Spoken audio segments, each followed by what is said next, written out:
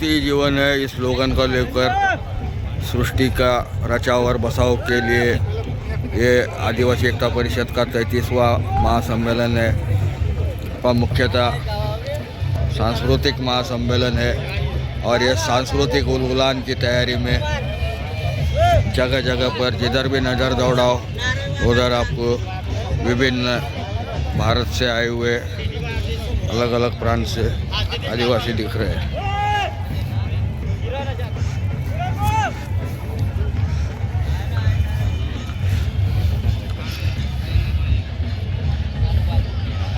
Main gate के पास भी नाच गाना चालू है। अंदर उद्घाटन हो चुका है और गोसा पेंटर का जो पेंटिंग हर साल रहता है उसका जानकारी देना चालू है।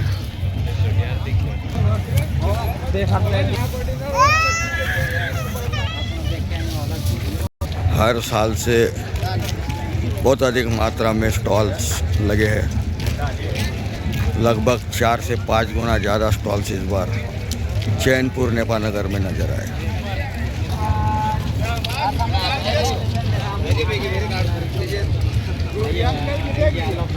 ये दोनों साइड में स्टॉल।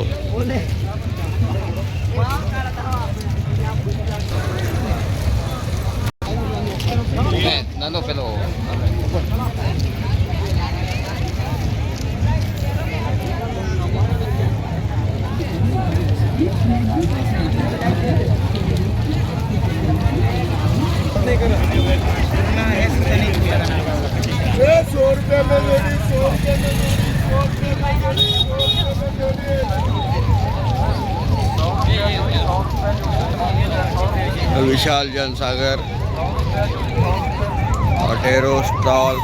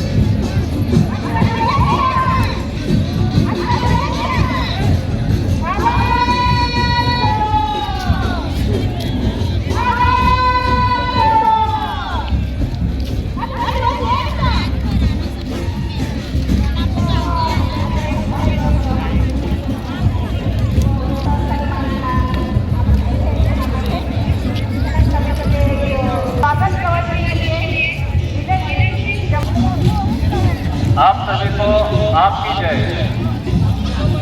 जैसा कि मध्य प्रदेश के रामपुर जिले नेपानगर में 33वां आदिवासी सांस्कृतिक एकता महासम्मेलन हो रहा है, जिसमें उसका जो मुख्य उद्देश्य है उस उद्देश्य को पूरा करने के लिए दूर दराज से हमारे भाई बहन झारखंड और राजस्थान और महाराष्ट्र उड़ीसा केरला जहाँ हमारे आदिवासी भाई बहन हैं वहाँ से भी आ रहे हैं। आप इतने दूर से आए और आपको अव्यवस्था मेरे जनप्रतिनिधि युवा हो बुजुर्ग हो हमारी मातृशक्ति है, सबसे मैं निवेदन करता हूँ कि हम आज दुनिया को संदेश देंगे। दोहन हो रहा है, हमारे जंगलों को काटा जा रहा है, हमारे पहाड़ों को खोदा जा रहा है, हमारी नदियों को दूषित किया जा रहा है, जिसके कारण हमारी पृथ्वी जीना योग्य नहीं रह गई है। तो हम आज दुनिया को यह संदेश देने के लिए आए हैं जो हमारे आदिवासी खेती भी करते हैं तो खेती के चारों तरफ पेड़ लगाते हैं और हम घर भी बनाते हैं तो घर का आधा काम इंसान रहते हैं, आधा इंसान जानवरों को जो रखते हैं हमारे गाय भैंस बच्चे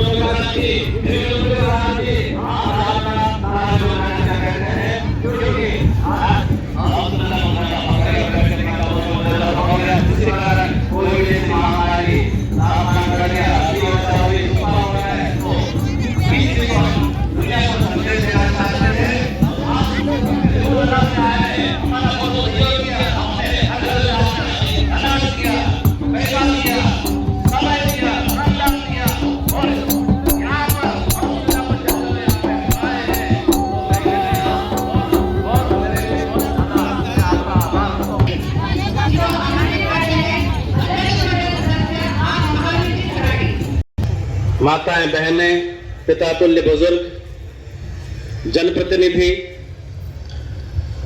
उन सबका आदिवासी एकता परिषद के अध्यक्ष मंडल की तरफ से सूर्य संक्रांति है। मैं भगवान सूर्य से ये विनती करूंगा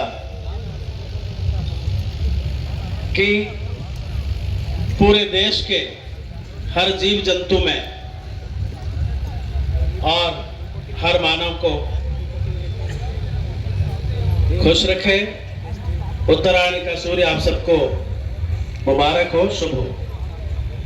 ज्यादा विद्वान है क्योंकि धरती माता ने हमें चाहे पढ़ा लिखा हो या अनपढ़ हो सबको इतना सिखा दिया है कि या तो बोल पाए या ना पाए, लेकिन अपने अनुभव से सबको पता है कि क्या हो रहा है, क्या होगा, क्या होना चाहिए।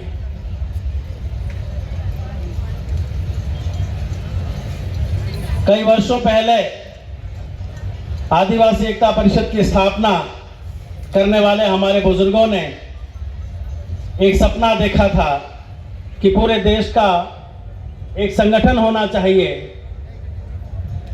जो संगठन सिर्फ प्रकृति, संस्कृति, परंपरा, जीवटता और सिर्फ आदिवासी की बात करे।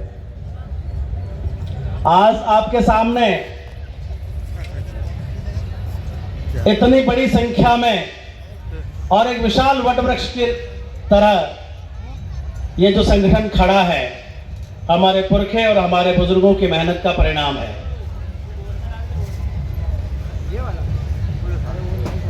कल हम क्या चाहते हैं और आदिवासी एकता परिषद की विचारधारा क्या है, वो आपको सबको पता है कि हम जियो और जीने दो में विश्वास करते हैं। हम किसी से बैर का भाव नहीं रखते हैं क्योंकि प्रकृति ने हमें सिखाया है कि इस पृथ्वी पर और इस ब्रह्मांड में जितने भी अगर कोई जीव जंतु हैं तो वो सब एक दूसरे पर निर्भर है, और एक दूसरे के ऊपर निर्भरता हमारी इतनी है कि जितना हमें चाहिए, जिससे चाहिए, जिस मात्रा में चाहिए उतना लेते हैं और उतना देते हैं। परस्पर सहयोग और आपस में प्रेम, ये हमारी विचारधारा का मूल है। लेकिन आज इस पृथ्वी के सबसे पुराने प्राणी, पुराने इंसान और भारत देश के मालिक के साथ में जिस तरह से परिस्थितियां उसके विरुद्ध विपरीत हो रही है,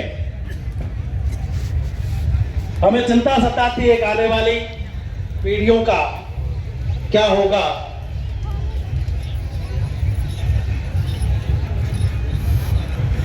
अमेरिका का राष्ट्रपति ग्रीनलैंड पर इसलिए कब्जा करना चाहता है कि वो ग्रीन है, क्योंकि अमेरिका में जगह जगह इतना प्रदूषण और हमारे नेचर का, हमारी प्रकृति का इतना नाश हो चुका है। बदला लेगी, भले आदिवासी बदला नहीं लेगा, लेकिन प्रकृति आपका बदला लेगी। पिछले दिनों हुई कुछ घटनाएं जो आप